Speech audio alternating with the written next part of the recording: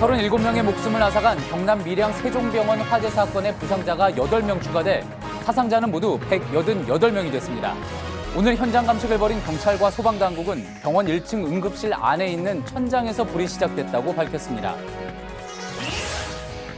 화재 당시 병원 3층 중환자실에 있던 20여 명 중 최소 18명 환자의 한쪽 손이 병상에 묶여 있던 것으로 드러났습니다. 시간이 상당히 좀 지연이 되는 게 사실이죠. 최소한 30초에서 1분 정도는 걸린다 싶습니다. 소방당국은 생명에 지장을 줄 수 있는 시간이었다고 설명했습니다. 검찰이 박범계 의원실이 공개한 이명박 전 대통령의 조카 김동혁 씨와 다스 관계자의 통화 녹음 파일을 입수해 분석 작업에 들어갔습니다.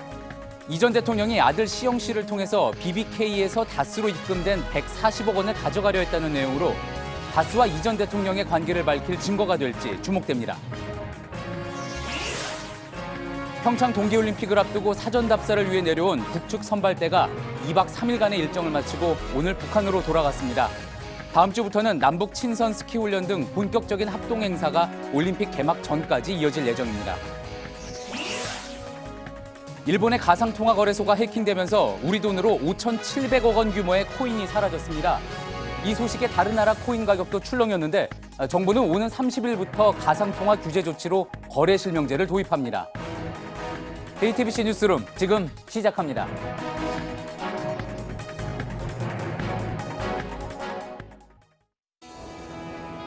기름 없이 달리는 일상으로 매일을 바꾸는 현대수소 전기차. 37명의 목숨을 앗아간 경남 밀양 세종병원 화재 사건의 부상자 수가 8명 늘어 151명이 됐습니다. 기존 부상자 가운데 2명은 아직도 의식이 없어서 희생자가 더 늘어날 가능성도 있습니다. 현장 감식을 한 경찰과 소방당국은 1층 응급실 안의 천장에서 불이 시작됐다고 밝혔습니다.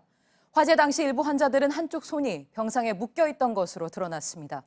환자 보호를 위한 조치였다고는 하지만 화재 시 이 때문에 오히려 환자들의 목숨이 위험할 수 있었다는 게 소방당국의 설명입니다. 먼저 배승주 기자의 보도입니다. 세종병원은 평소 뇌졸중이나 치매를 앓고 있는 고령 환자들이 자주 찾는 곳입니다. 불이 났을 때도 입원 환자 83명 중 대부분이 60대 이상이었습니다. 그런데 3층 중환자실에 있던 일부 환자들이 묶여 있었던 것으로 드러났습니다. 30명 빼한 나머지는 거의 다 한쪽 손이 다 결박이 되어 있었고요. 그러니까 최소한도로 18명 이상은 될 겁니다. 태권도띠나 로프 같은 것으로 한쪽 손을 병실 침대에 묶어놓은 건데 구조하는 데 시간도 늦어졌습니다. 그 사이드 레일 쪽과 그 손목과 한 개가 묶어져가 있는 상황인데 거기서 그 결박을 푼다고 그 구조하는데 조금 지체는 된 건 사실입니다. 실제 3층 중환자실에 있던 21명 중 9명이 숨졌습니다. 병원 측은 환자 보호를 위한 조치였다고 설명했습니다. 치매라든지 이런 분들만 좀 계실 거 아닙니까? 그러다 보면은 좀 이제 그런 거. 의료법상 신체 결박은 환자 보호를 위해 허용되고 있습니다. 후회를 갖다가 오버버튼 경우 자체가 이제 본인이 어떻게 보면 몸에 자해를 끼치는 행동이기 때문에 필요시에는 약간 좀 한쪽 손 같은 경우는 결박하는 경우는 좀 있습니다. 하지만 반드시 보호자 동의를 받아야 하고 응급 상황에서 쉽게 풀거나 자를 수 있어야 합니다. 경찰은 구조대와 병원 관계자 등을 불러 정확한 경위와 규정 준수 여부 등을 확인하고 있습니다. JTBC 배승주입니다.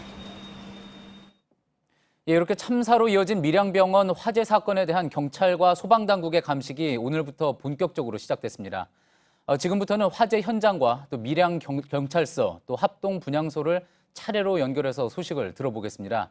먼저 화재가 일어난 세종병원 앞에 나가 있는 윤두열 기자부터 연결해 보겠습니다. 윤 기자, 현장 감식이 지금도 진행이 되고 있습니까? 네, 오늘 오전 10시부터 경찰과 소방청 그리고 국립과학수사원 등 여러 관계기관들이 함께 모여서 합동 감식을 벌였고요. 오후 5시까지 진행했습니다. 지금은 날이 어두워져서 합동 감식은 벌이지 않고 있습니다. 응급실에서 불이 시작됐다는 여러 병원 관계자들의 말이 잇따랐죠. 따라서 오늘 합동 감식도 응급실, 특히 응급실 안에 있는 탈의실을 집중적으로 살펴봤습니다. 저희가 응급실 탈의실로 추정되는 곳의 사진을 입수를 했는데요. 깁스를 하고 있는 발 아래쪽으로 보시면 커튼이 쳐져 있고 옷을 갈아입을 수 있는 공간이 있습니다. 옷걸이에 옷이 걸려 있고 또 소독기 등도 지금 비치가 되어 있는 모습을 보실 수 있습니다. 이곳의 외벽을 한번 보시겠습니다. 바로 화면에 나오고 있는 곳인데요. 심하게 타서 검게 그을려 있습니다. 오늘 합동 감식반은 이곳을 중점적으로 살펴봤습니다. 예, 불이 난 일반 병원 뒤편에 바로 이제 또 요양병원이 있지 않습니까? 이곳에서 사상자가 나오지 않아서 다행인데요. 어제도 저희가 전해드렸지만 구조 과정에서 시민들의 역할이 아주 컸다고 들었습니다. 네, 어제 화재 연기가 요양병원으로도 옮겨졌지만 희생자가 나오진 않았습니다. 바로 요양병원 옆에 있는 장례식장의 직원들과 시민들 덕분이었습니다. 소방대가 세종병원을 진화하고 또 요 구조자를 구조하는 동안 옆 건물인 요양병원에서는 장례식장의 직원들과 세종병원의 의료진 그리고 시민들이 함께 요양병원의 노인들을 대피시켰습니다. 손의 감각이 없어질 때까지 소방 탈출용 구조대를 잡고 환자들을 구조했고 또 민간 사다리에 구조 요청을 해서 6층에 있던 노인들을 대피시키기도 했습니다. 예, 또 그러면서 이제 오늘 이야기가 나왔던 게 어제 소방차가 도착을 일찍 하기는 했지만 물이 얼어서 10분 동안 화재를 진압하지 못했다. 뭐 이런 논란도 있었던 것 같습니다. 소방당국에서 이와 관련한 영상을 공개하면서 해명을 했다고 하죠. 네, 조금 전에 7시에 밀양소방서에서 이와 관련한 영상을 공개했는데요. 선착대가 먼저 도착해서 화재를 진압하고 있지만 후착대 소방차에서는 물이 나오지 않고 있는 모습을 볼 수 있습니다. 대신에 소방대원들이 심폐소생술을 하고 있고 또 사다리를 펴서 인명구조 작업을 하고 있는 모습을 확인할 수 있는데요. 구조한 사람들을 구급차에 옮긴 뒤에야 호수를 들어 물을 뿌리기 시작합니다. 물을 뿌리지 않은 시간이 2분 40초가량 되는데요. 소방 매뉴얼에 따르면 인명구조가 화재 진압보다 우선되기 때문입니다. 이 때문에 소방차에서 물을 늦게 뿌린 것이지 어제 알려진 것과 같이 물이 얼어서 늦게 뿌린 것은 아니라고 해명했습니다. 예, 지금까지 밀양 화재 현장인 세종병원에서 윤두열 기자였습니다. 자, 이번에는 밀양경찰서로 가보겠습니다. 오늘 감식 작업 결과 경찰은 병원 1층 응급실 천장에서 이번 화재가 시작됐다고 밝혔습니다. 그러니까 전기적인 요인에 의한 거라고도 설명을 했습니다. 취재기자 연결해서 역시 또 자세한 이야기 들어보겠습니다. 정원석 기자, 경찰 이야기대로라면 결국 이번 화재는 응급실 내부의 탕비실 천장이 발화 장소였다 이런 거군요. 네, 그렇습니다. 어제도 탕비실 쪽이 심하게 탄 것으로 볼 때 발화 지점으로 보인다고 전해드렸는데요. 오늘 경찰과 국립과학수사연구원으로 구성된 합동조사단이 2차 정밀 감식 결과 1층 응급실 안에 마련된 간이 탕비실의 천장에서 불이 시작됐다고 밝혔습니다. 원인은 전기적 요인에 의한 발화라고도 설명했는데요. 천장을 보시면 전등 등을 위한 전기 배선이 되어 있습니다. 그런데 그 배선상에서 전선의 합선이나 이탈 등으로 인해서 불이 시작됐다는 설명입니다. 하지만 왜 그렇게 됐는지에 대해서는 추가적인 조사가 필요하다고 밝혔습니다. 자, 그렇다면은 애초에는 이제 탕비실 쪽에서 쓰던 어떤 전기기구 아니면 뭐 난방기구가 문제를 일으켰을 수 있다 이런 이야기도 나왔었는데 지금 경찰 이야기대로라면은 천장에서 발화 지점이었다면은 관련이 없다 이렇게 볼 수가 있는 건가요? 네, 그럴 것 같습니다. 간이 탕비실 내부에는 냉장고와 멸균기 그리고 전기포트 등 전기를 쓰는 제품이 있기는 했습니다. 하지만 모두 불이 난 직접적인 이유와는 관련이 없다는 설명인데요. 특히 한파로 인해서 개인용 난방기구를 쓴 게 아니냐 이런 의혹도 있었지만 난방기구는 아예 불이 난 지점에서는 발견되지 않았다고 했습니다. 예, 또 그리고 이번 화재에서 또 이제 주목이 되고 있는 게 불과 연기가 급속도로 확산됐다는 점입니다. 오늘 이 부분에 대해서도 조사에서 파악이 됐습니까? 네, 그렇습니다. 불이 난 응급실의 천장이 석고보드로 되어 있는데 천장 안쪽, 그러니까 석고보드 위쪽에는 스티로폼이 모두 깔려 있었다고 합니다. 그러니까 단열재 용도로 스티로폼이 깔려 있었던 건데요. 국가수는 그 합선이나 전선 이탈로 인해서 전기 스파크가 일어난 것이 스티로폼으로 옮겨 붙었고 순식간에 불이 발화가 됐다고 했습니다. 그리고 스티로폼이 타기 시작하면서 유독성 연기가 순식간에 확산됐다는 설명입니다. 지난 제천 화재가 있었던 건물도 마찬가지였는데요. 주차장 천장 안에 배선이 문제를 일으켰고 스티로폼이 들어있었기 때문에 불이 짧은 시간에 확산이 됐었는데 당시와 유사한 구조라고 설명했습니다. 예, 그렇군요. 마지막으로 하나만 더 알아보죠. 일부 환자들이 이제 인공호흡기를 하고 있었습니다. 근데 이제 불이 나고 정전이 되면서 이 호흡기가 작동하지 않아서 숨졌을 가능성도 제기되지 않았습니까? 이 부분에 대한 설명도 있었나요? 네, 현재까지 4명, 사망자 중에 4명의 그 사인이 아직 규명이 되지 않았습니다. 그런데 이 중에서 3명은 인공호흡기를 하고 있었던 것으로 조사됐습니다. 경찰은 화재 이후에 정전이 되면서 인공호흡기가 작동되지 않았기 때문에 숨졌던 것이 아닌지는 아직까지는 확인하지 못했다고 했는데요. 비상발전기가 작동됐는지 여부 등도 내일 추가적으로 감식에 나서겠다고 밝혔습니다. 예, 잘 들었습니다. 지금까지 밀양경찰서에서 정원석 기자였습니다. 예, 이번에는 희생자를 위해 마련된 합동 분향소 연결해 보겠습니다. 정진명 기자, 분향소가 언제부터 마련이 됐습니까? 네, 오늘 오전 9시부터 경남 밀양 학생 문화체육회관에 합동 분향소가 만들어졌고요. 이번 화재 희생자 37명의 영정사진과 위패도 준비되어 있습니다. 추위 속에서도 분향소를 찾은 시민들은 하얀색 국화를 들고 긴 줄을 만들었습니다. 오늘 하루만 3,100여 명의 시민들이 슬픔을 함께 나눴습니다. 분향소 한쪽에는 유가족들의 자리가 마련돼 추모객들을 맞이했습니다. 일부 유가족들은 희생자 영정 앞에서 주저앉은 채 목 놓아 울기도 했습니다. 밀양시는 오늘부터 닷새 동안 추모 기간을 선포했고요.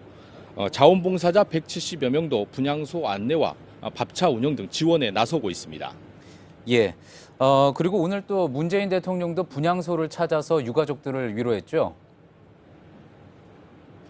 네, 그렇습니다. 오늘 오전 10시 반쯤 문재인 대통령이 합동 분향소를 찾아 헌화 분향하고 희생자들의 넋을 기렸습니다.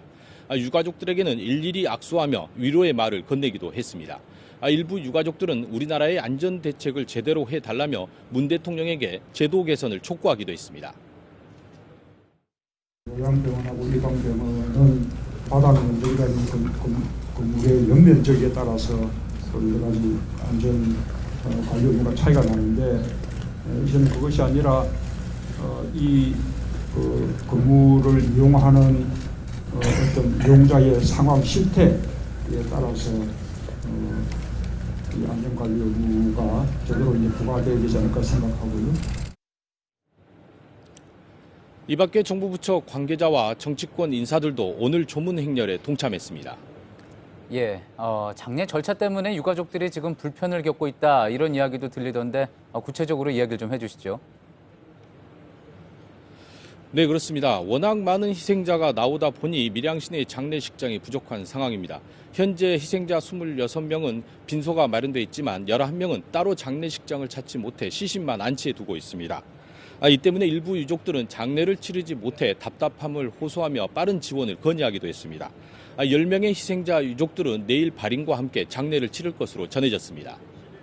예, 부상자들이 워낙 많은 부분도 좀 걱정이 되는 부분입니다. 지금 치료는 어떻게 되고 있습니까? 네, 현재 희생자 37명은 밀양시와 인근 창원시 등 장례식장 10곳에 안치돼 있고요. 부상자 151명은 이곳 밀양은 물론 인근 부산과 창원 등 29개 병원에서 치료를 받고 있습니다. 앞서 보신 것처럼 의식을 찾지 못하고 있는 2명은 있지만 나머지 부상자들은 조금씩 건강을 회복하고 있는 상황입니다. 지금까지 밀양문화체육회관에서 JTBC 정진명입니다. 예, 건물에서 불이 나면은 엘리베이터를 이용하지 말라는 원칙이 있죠. 정전으로 멈춰설 수가 있고 특히 연기로 인해 엘리베이터 안이 그야말로 유독가스실이 될 수 있기 때문입니다. 하지만 급박한 상황에서는 잘 지켜지지가 않습니다. 이번 화재에서도 6명의 희생자가 엘리베이터 안에서 발견됐습니다. 백일현 기자입니다. 병원 1층 엘리베이터 안에 있던 사람은 모두 6명입니다. 불이 어느 정도 꺼진 뒤 추가로 도착한 구조대가 내부로 들어갔을 때 발견됐습니다. 엘리베이터 문은 닫혀 있었습니다. 환자복을 입고 4분이 계셨고 간호사가 2분이 계셨고 인적 사항을 대조를 해보니까 그 4분이 2층에 현황포에 들어 있어서 당시 이미 계단에는 연기가 가득 찬 상태였습니다. 경찰과 소방당국은 2층에 입원한 거동이 불편한 환자와 간호사들이 연기를 피해 엘리베이터를 탄 것으로 추정하고 있습니다. 구조대원들은 이들을 모두 병원으로 옮겼지만 숨졌습니다. 발견 당시 이들이 모두 숨진 상태였는지는 확인되지 않았습니다. 보건복지부 매뉴얼에는 의료기관에서 불이 났을 때 엘리베이터를 타선 안 된다고 돼 있습니다. 연기에 의한 질식이 우려되기 때문입니다. 또 엘리베이터 통로로 불길과 연기가 상승 기류를 타고 건물 위쪽으로 번질 위험도 있습니다. 하지만 세종병원에선 전혀 지켜지지 않았고 안타까운 희생만 늘어났습니다. JTBC 백일원입니다. 이번 화재로 피해가 컸던 만큼 안타까운 사연도 잇따랐습니다. 환자들의 탈출을 돕던 30대 간호조무사는 결국 빠져나오지 못해 숨진 채 발견됐습니다. 또 교통사고를 당해 함께 입원했던 60대 부부는 남편만 목숨을 건지며 생사가 갈렸습니다. 최하은 기자입니다. 하나밖에 없는 딸. 어떻게 하냐고. 37 젊은 딸의 영정 앞에서 어머니는 주저앉았습니다. 세종병원에서 5년 넘게 간호조무사로 일한 김라희 씨는 아침 일찍 집을 나섰습니다. 30여 분 뒤 남편에게 라희 씨의 전화가 걸려왔습니다. 살려달라는 거 못 들렸어. 그래가지고 나는 이게 목소리 다급하고 그래가지고 이렇게 그러니까 무작정 뛰었어요. 한 500m, 600m 되는 거리를. 그 사이 김 씨는 병원 2층 병실을 돌아다니며 불이 났다고 소리쳤습니다. 간호사님 막 댕기면서 불났다고 빨리 오시라고 막 그래가지고 알았지. 당시 2층엔 환자가 30여 명 넘게 있었습니다. 이거 저랬더니 난리더라고요. 우리도 모르고 그 방에서 못 나왔지 뭐. 그 소리를 안 들었어 뭐. 라희 씨는 결국 건물에서 빠져나오지 못했습니다.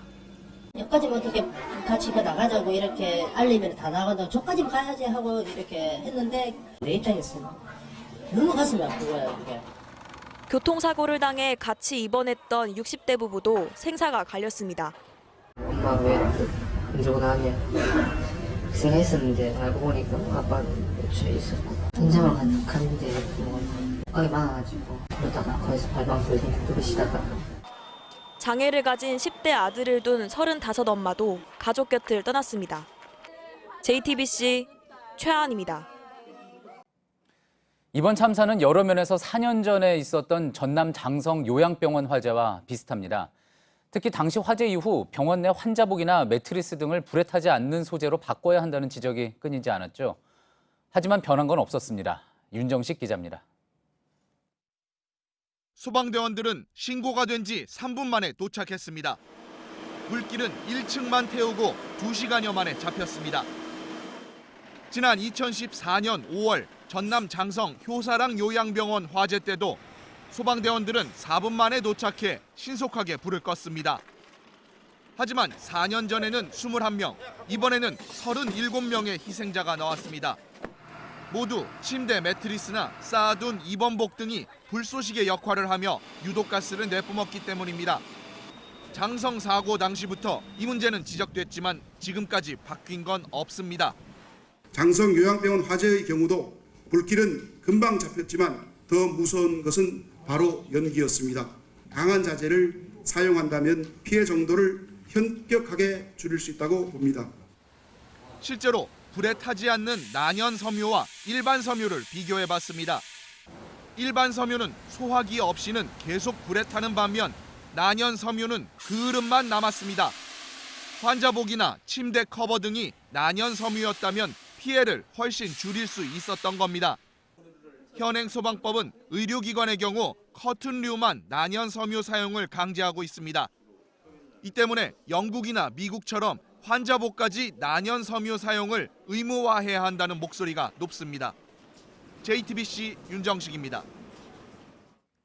개개인이 맡기엔 구조적인 문제가 컸습니다. 불이 난 세종병원엔 스프링클러가 없었습니다.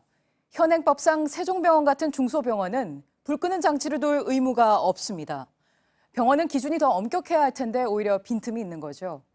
2014년 전남 장성의 요양병원 화재 이후 요양병원과 정신의료기관은 스프링클러 설치를 강제했습니다. 하지만 종합병원도 요양병원도 아닌 중소의료기관은 그 대상에서 빠졌습니다. 사고가 날 때마다 부랴부랴 쫓아가며 땜질만 하다 보니 근본적인 문제는 그대로 안고 있는 겁니다. 사각지대에 있는 중소병원들의 김민광 기자가 가봤습니다. 나이가 많은 환자들은 스스로 탈출하기 어렵습니다. 의식을 잃고 들것에 실려 구조되거나 젖은 손수건으로 입과 코를 막고 버틸 수밖에 없었습니다. 거동이 불편한 환자들이 모여 있었고 안전설비도 부실했습니다. 밀양 세종병원 참사는 이미 수차례 반복된 병원 화재 사고 패턴과 같았습니다. 21명의 목숨을 빼앗아간 장성 요양병원 화재. 환자 대피를 책임질 야간 당직자는 1명뿐이었고 소화기가 든 캐비닛은 잠겨 있었습니다. 포항의 한 요양병원에선 30분 만에 불길을 잡았지만 유독가스로 10명이 사망했습니다. 취재진이 둘러본 서울의 중소병원들 역시 같은 위험에 그대로 노출돼 있었습니다. 비상계단엔 공사 자재들이 쌓여 있고 창문은 철제망에 막혀 있습니다. 사다리를 타고 올라가야 완강기를 이용할 수 있는 곳도 있습니다. 그나마 있는 비상계단도 경사가 심해 이용하기 힘들어 보입니다. 다리를 줄이려고 무릎을 많이 저기 하거든. 근데 이제 무릎 환자들이 이제 밑에 이제 지폐라도 짚고 걷는 사람이 있고. 병원 구조는 미로처럼 복잡합니다. 비상구는 침대로 가로막혀 찾기 힘들고 찾은 비상구는 여러 겹 걸쇠로 잠겨 있어 열기도 쉽지 않습니다. 환자 보호를 이유로 내부에선 열리지 않기도 합니다. 그런데도 환자들을 탈출시킬 간호사 등 보조 인력은 턱없이 부족합니다. 의료법 규정대로 인력을 맞춰도 탈출할 수 있을지 불안해합니다. 환자들이 환칭이 아니고 층이 이제 전체가 다 병실이니까 뭐 한두 사람에게 환자 저기 간호사들이야 7, 8명밖에 없단 말이야. 더군다나 간호사들이 남자들 육중한 남자들 덮고 나갈 수 있냐고. 전문가들은 병원이 화재로 인한 피해를 줄이려면 일반 건물보다 특수하게 설계해야 한다고 지적합니다. 유독가스로부터 구조될 때까지 버틸 수 있는 대피 공간을 늘리고 비상탈출용 엘리베이터를 만들어야 한다는 겁니다. JTBC 김민관입니다. 밀양을 찾은 자유한국당 지도부의 발언을 놓고 논란이 일고 있습니다. 김성태 원내대표가 화재 현장에서 청와대와 내각이 모두 사퇴해야 한다고 했습니다. 이번 사고를 정치 쟁점화한다는 지적이 나옵니다. 이희정 기자입니다. 문재인 대통령은 큰 사과를 해야 됩니다. 그리고 청와대 내각 총사퇴해야 합니다. 자유한국당 김성태 원내대표는 밀양 화재 참사를 문재인 정부 탓이라며 내각 총사퇴를 주장했습니다. 그러면서 이번 사고가 마치 적폐청산 수사나 평창 올림픽과 연관이 있는 듯한 주장을 폈습니다. 정치 보복을 한다고 또 북한 현송어를 뒤치다꺼리한다고 국민의 생명을 지키지 못했다고 공세를 퍼부은 겁니다. 쇼통 정치 보복에 혈안이 돼가지고 말이야. 국민의 기본적인 생명권도 지키지 못하는. 하지만 밀양 화재를 놓고 내각 총사퇴를 주장하는 건 지나친 정치 공세라는 지적이 나옵니다. 정치하라세요. 한국당은 앞서 지난달 제천 화재 때 정부가 정치 보복을 하느라 소방 점검을 제대로 하지 않았을 것이라고 주장했고 지난해 포항 지진을 문재인 정부에 대한 경고라고 하면서 당내에서도 문제가 되기도 했습니다. 한국당은 여당 시절 세월호 참사를 정치 쟁점화하지 말라고 목소리를 높인 바 있습니다. 저희들 기본 입장은 이것이 기본적으로 사고다, 교통사고다. 세월호 사건을 처음부터 일관되게 해난 사고라고 했습니다. 더 이상 정치에 이용하는 것은 옳지 않다는 생각입니다. JTBC 이희정입니다. 추운데 건조했던 오늘 크고 작은 화재가 잇따랐습니다. 건축자재 야적장에서 난 불은 주택으로 옮겨가 10대 남매가 숨졌습니다. 영등포 시장에도 불이 났습니다. 이성화 기자입니다. 오늘 새벽 0시 47분쯤 경기 이천시의 한 야적장에서 난 불이 인근 주택으로 번졌습니다. 화재로 집 안에서 잠을 자던 18살 김모 군과 14살 여동생이 숨졌습니다. 당시 부모는 외출 중이었습니다. 경찰과 소방당국은 남매의 시신을 부검해 사망 원인을 밝힐 계획입니다. 고층 건물 앞으로 연기가 뿜어져 오릅니다. 가게는 화재로 지붕이 주저앉아 까만 재만 남았습니다.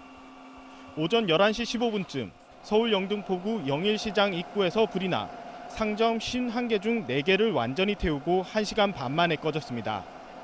불은 밖에 있는 상점에서 시작해 가까운 점포로 옮겨 붙었는데 다행히 인명피해는 없었습니다. 여기가 그 재래식 건물이라서 무지막지하게 그냥 번졌거든요. 출동을 좀 빨리 한 거죠, 다행히. 그러지 않았으면 여기 큰 불로 번졌을 뻔했죠. 소방당국은 시장의 전선이나 난방에서 불이 난 것으로 보고 있습니다.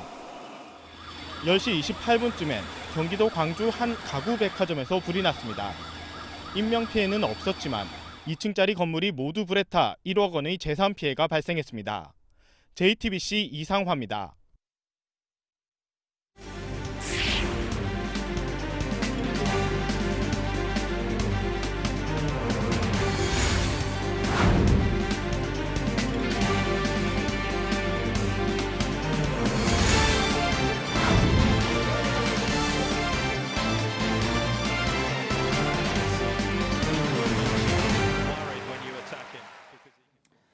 예, 저희 뉴스룸은 최근 다스를 둘러싼 이명박 전 대통령의 아들 시영 씨, 그리고 이상은 다스 회장의 아들 동영 씨의 육성을 보도해드렸습니다.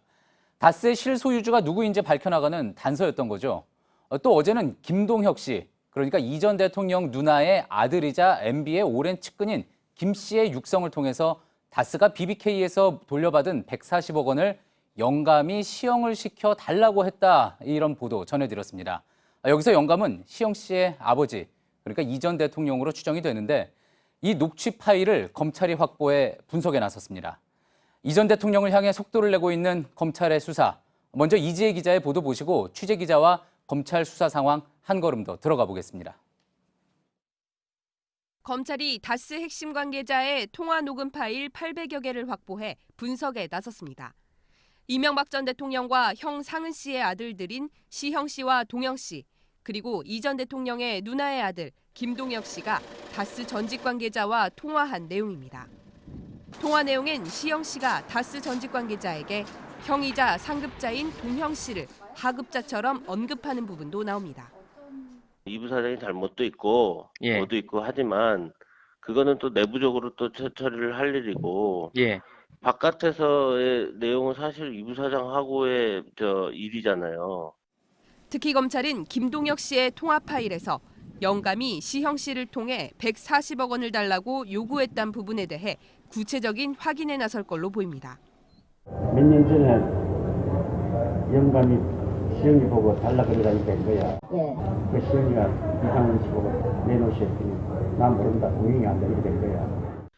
140억 원은 김경준 씨의 BBK 투자 자문에 다스가 투자한 190억 원 중 먼저 돌려준 50억 원을 제외한 나머지 돈입니다.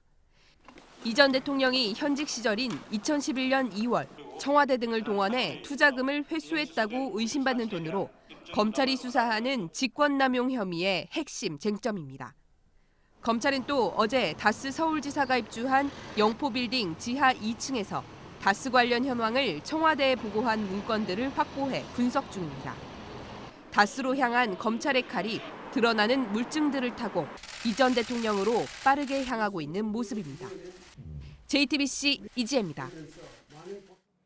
예, 지금 보신 것처럼 다스와 국정원 특수활동비 이렇게 크게 두 갈래로 진행되고 있는 검찰 수사의 속도가 점점 빨라지고 있습니다. 이명박 전 대통령과 얽혀 있는 사건들이 빠르게 정점을 향하는 모습입니다. 검찰 취재기자 한 걸음 더 들어가 이야기 나눠보겠습니다. 한민용 기자, 자 이제 검찰이 이제 연이틀 다스와 관련된 압수수색을 진행을 하고 있습니다.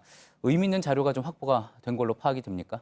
네, 검찰은 어제 다스의 외부 회계 감사를 맡았던 3일 회계법인을 압수수색했습니다. 이미 저희가 전해드린 바 있지만 검찰은 다스의 설립 작업을 주도한 김성우 전 다스 사장과 권모 전 전무로부터 이 다스의 설립 작업부터 모두 이명박 전 대통령의 지시였다는 진술을 확보했습니다. 하지만 다스와 관련해 수차례 수사가 진행되며 김성우 전 사장의 진술을 뒷받침할 과거 자료 등은 모두 폐기됐거나 숨겨졌던 걸로 알려졌는데요. 외부의 감사를 받게 된 1999년부터 다스에 감사를 한 3일 회계법인에 원본 자료가 남아있어 이를 확보하기 위해 압수수색에 나선 겁니다. 예. 검찰은 압수한 자료들을 분석해 다스의 자금 흐름 등을 확인할 방침입니다. 예, 그러니까 이제 다스가 어느 정도 기업 규모가 돼서 외부 감사를 받게 된 게 99년이고요. BBK 설립된 게 99년, 그리고 또 이제 앞서 이제 저희 보도에서도 보내드렸던 140억 원을 회수한 게 뭐 2011년 이러니까 이런 자금 흐름들의 과정이 회계법인에 대한 압수수색에서 어느 정도 또 윤곽이 드러날 수도 있겠군요. 자, 이 밖에도 이제 압수수색 과정에서 청와대 문건, 그러니까 청와대에서 작성된 문건이 또 발견이 됐다고 하죠. 네, 검찰은 다스의 서울 사무소가 있는 영포빌딩 지하 2층에서 청와대 관련 문건 상당량을 확보한 것으로 파악됐습니다. 예. 관건은 청와대 문건 안에 다스와 관련된 내용이 담겨 있느냐입니다. 이제까지 이명박 전 대통령은 다스와 자신은 무관하다고 주장했죠. 예. 그런데 다스가 BBK로부터 투자금 140억 원을 회수하는 과정에 청와대가 개입했을 정황이 담긴 문건 등이 발견된다면 지금까지 한 말은 모두 거짓이 되는 셈입니다. 그렇겠군요. 이 부분에 대해서 조금 더 설명은 필요할 것 같은데, 그러니까 이제 다스가 BBK에 투자를 했었고요. 그중에 이제 140억 원을 이명박 전 대통령 집권 기간 동안에 BBK로부터 돌려받지 않았습니까? 하지만 다른 사기 사건에 연루됐었던 다른 투자자들은 돌려받지 못했는데 다스만 돌려받았고, 또 그렇게 돌려받았던 돈을 이명박 전 대통령이 나에게 돌려달라라고 이야기한 정황이 담긴 그 녹취 파일이 이제 공개가 된 거니까 이 부분이 사실이라면은 그동안 다스와 나는 무관하다라고 주장을 했던 이명박 전 대통령의 이야기가 사실이 아니게 된다, 이렇게 해석을 할 수가 있는 거겠죠. 네. 예. 자, 그러면서 이제 국정원 특수활동비 상납 이 부분도 이제 역시 수사가 속도를 내고 있지 않습니까? 굳게 입을 다물고 있었던 김백준 전 기획관까지 이제 진술을 내놓고 있는데 지금 어떻게 진행이 되고 있습니까? 네, 일단 김희중 전 실장은 2011년 이명박 전 대통령 부부의 미국 국빈 방문을 앞두고 국정원으로부터 10만 달러를 받아 이를 김윤옥 여사 측에 전달했다고 하고 있고요. 예. 또 김진모 전 민정위 비서관이 받았다는 5천만 원 역시 민간인 불법 사찰 입막음용으로 쓰인 것으로 파악됐습니다. 지금까지 입을 굳게 닫고 있던 김백준 전 기획관마저 자신이 받았던 국정원 돈 4억 원을 내가 쓴 건 아니다라며 서서히 입을 열기 시작했는데요. 예. 국정원 돈을 받은 인사들이 모두 청와대를 가리키고 있는 만큼 청와대의 정점에 있었던 이명박 전 대통령에 대한 수사는 불가피할 것으로 보입니다. 예, 잘 들었습니다. 지금까지 한민용 기자였습니다. 예, 조금 전 보도에서 전해드린 김백준 전 청와대 총무기획관, 이명박 전 대통령의 40년 집사로 청와대 살림살이까지 책임졌던 인물이죠. 지금은 국정원 특활비 4억 원을 받은 혐의로 구속된 상태입니다. 그런데 이런 김 전 기획관이 과거 국회에서 했던 발언이 다시 눈길을 끌고 있습니다. 혈세를 아껴 쓰고 있다고 호언장담하면서 예산을 더 달라고 의원들에게 요구하는 모습입니다. 임소라 기자입니다. 이명박 정부는 작은 정부를 표방했습니다. 하지만 부처 예산은 깎으면서도 청와대 예산만은 늘렸습니다. 당시 청와대 살림살이를 맡았던 게 김백준 전 총무기획관인데 김 전 기획관은 국회에 출석해 청와대 예산을 비판하는 의원들에게 이렇게 맞섰습니다. 대통령실 살림살이는 그야말로 마른 수건을 짠다는 그런 각오를 하고 있고요. 뭐 이런 자리에서 이렇게 말씀드려서 송구스럽습니다만은 어떻게 주모 있게 사는가 해서 제 별명이 왕소금입니다. 청와대 예산이 혈세란 사실도 잘 안단 취지로 말합니다. 국민 혈세를 쓰는 사람들 입장에서 정말 주모 있게 삶을 살 각오가 돼 있다는 걸. 이런 전략이 통했는지 이듬해 청와대 예산은 219억 원이 늘었습니다. 이 가운데 21억 원이 증빙 없이 써도 되는 특수활동비였습니다. 하지만 김 전 기획관은 혈세라 왕소금처럼 아껴 쓴다는 말이 무색하게 국정원으로부터 특활비 4억 원을 받은 혐의로 구속된 상태입니다. JTBC 임소라입니다.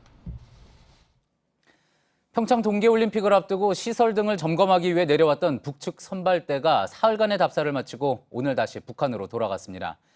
이번 방남을 마지막으로 남북 간 올림픽 준비를 위한 사전 작업은 어느 정도 마무리가 됐습니다. 이르면 오는 31일 마식령 스키장에서의 친선 훈련으로 본격적인 남북 합동 행사가 시작됩니다. 이선화 기자입니다. 윤용복 체육성 부국장을 단장으로 한 북측 선발대가 사전 답사 마지막 일정으로 태권도 시범단의 숙소와 공연장을 점검했습니다. 워커힐 호텔에서 2시간가량 객실 등을 둘러본 뒤 MBC 상하몰로 이동해 시설과 좌석 등을 꼼꼼히 확인했습니다. 길이, 높이 좀 알았으면 합니다. 바닥이 어떻게 돼요? 재질이 뭡니까? 네. 관람석을 늘릴 수 없느냐고 묻기도 했습니다. 100석 정도 늘릴 수는 있지만 안전 문제가 걱정된다는 관계자에게는 여유 있는 모습을 보였습니다. 안전이야 뭐 국가남이 뭐 좋아서 앞에 사는 공연인데 무슨 안전이 있겠습니까? 네. 윤 부국장은 일일이 준비를 다 잘 해주시리라 생각한다며 당부의 말을 전하기도 했습니다. 2박 3일간 숨가쁜 일정을 소화한 북측 선발대는 오늘 오후 경의선 육로를 이용해 다시 북한으로 돌아갔습니다.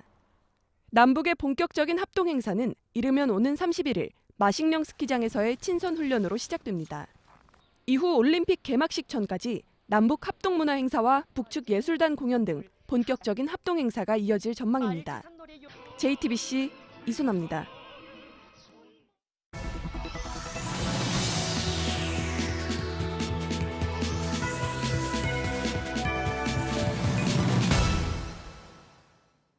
취업이나 창업 준비하신다면 자격증 따는 걸 한 번쯤 고민해 보셨을 겁니다.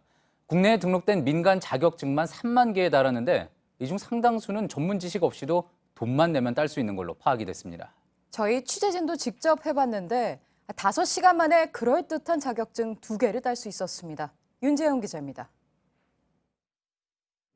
국내의 한 민간 자격증 발급기관의 인터넷 사이트입니다.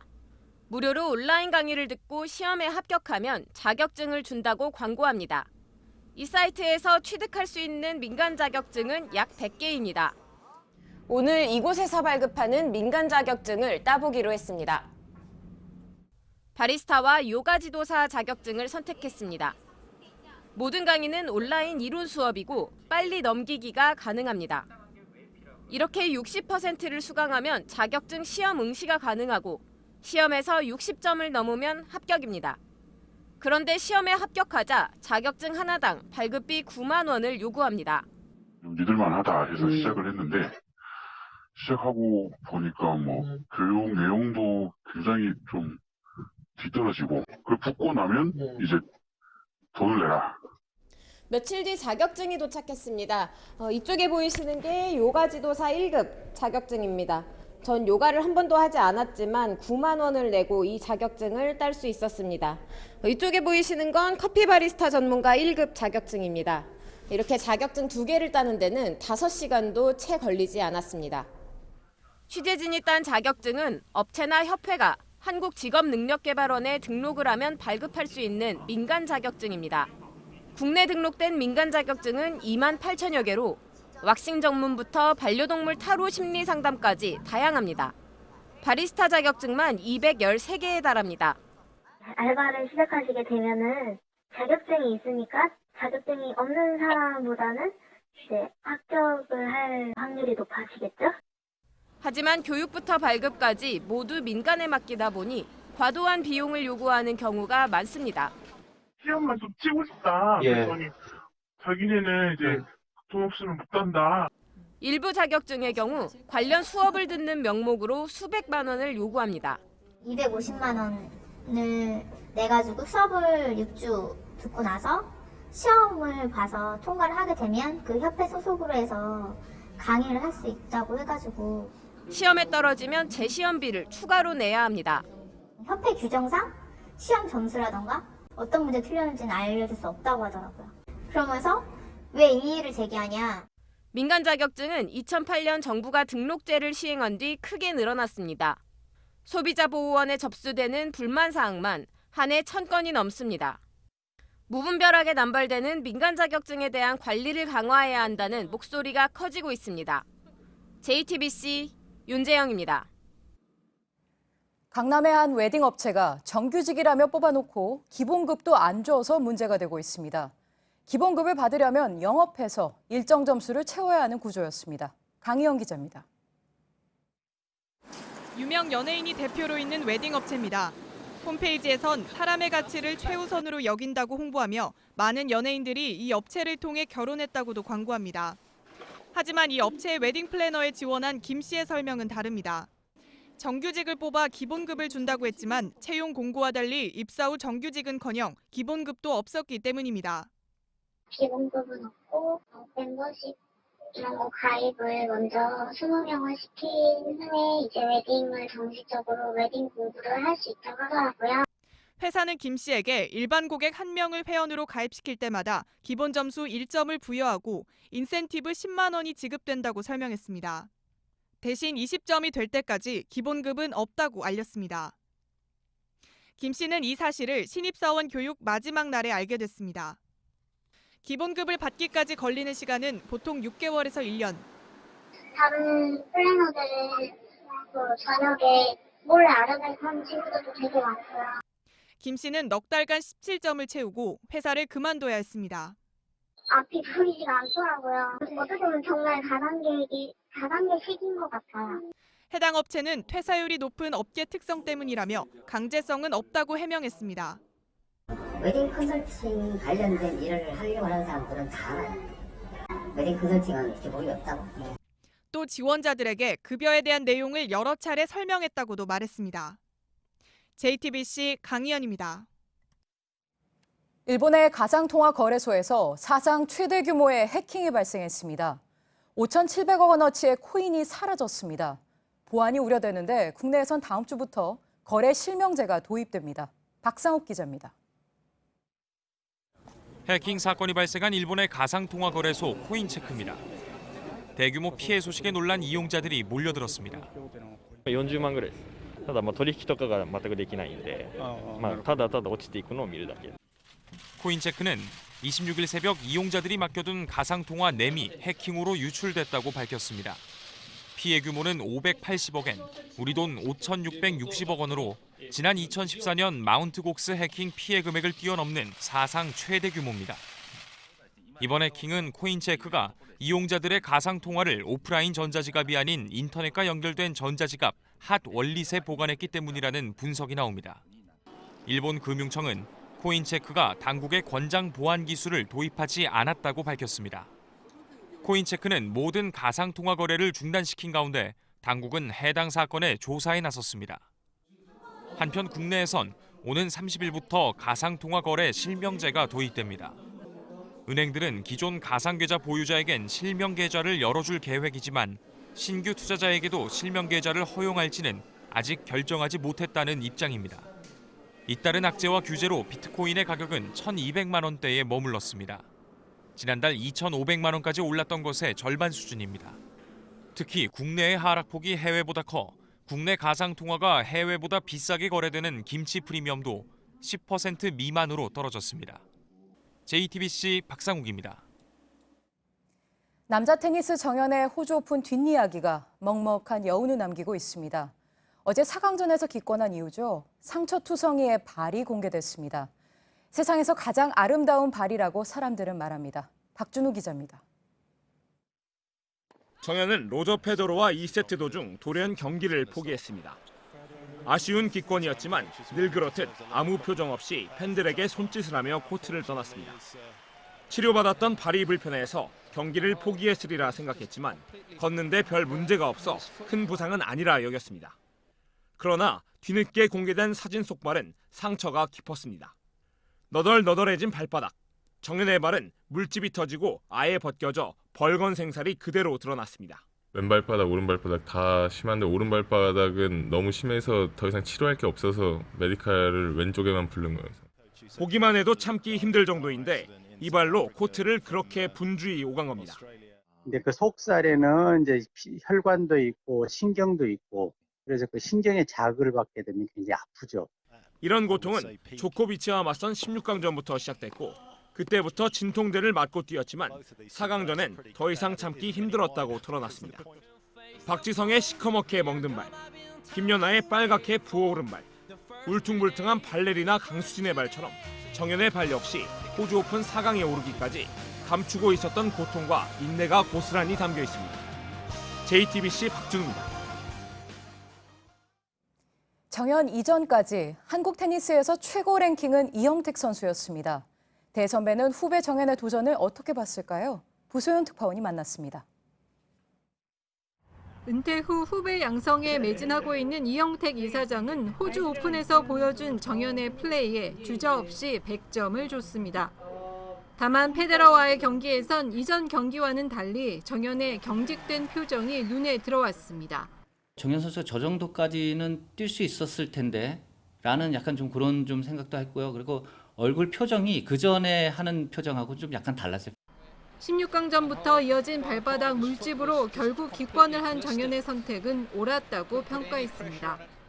지금 어떻게 기권을 하지만 그게 더 빨리 회복이 돼서 좋은 결과를 보여주는 게 더 좋은 게 아닌가. 거침없는 영어 인터뷰와 팬들을 매혹시킨 재치도 높이 샀습니다. 잘 극복하면서 그리고 정말 긴장하지 않고 정말 위트 있게 그런 질문들을 잘 넘기는 게 굉장히 좀 보기 좋았고요. 따끔한 충고도 잊지 않았습니다. 정연 선수도 그렇게 좀 빠르면 정말 정연 선수 진짜 상대의 입장에서는 굉장히 어려운 그런 선수가 될 것 같습니다. 자신의 기록을 깨준 정연의 도전은 그에게도 잊지 못할 인생의 한 대목이 됐습니다.